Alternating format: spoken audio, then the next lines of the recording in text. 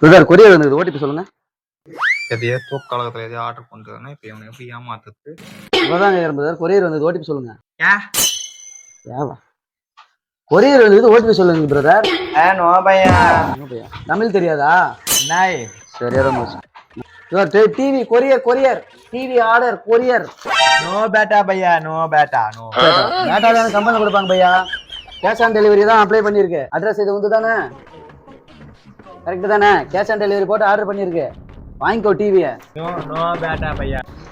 சரி பையா, அதை அனுப்பிச்சு விட்டுட்டா? நாக ரிட்டன் போட்டு விட்டுட்டுமா? ஓகே. சலா போறேன்டா டேய். தண்ணி கொஞ்சம் கிடைக்குமா?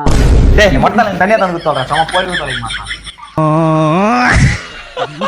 பாத்துக்கலாம்.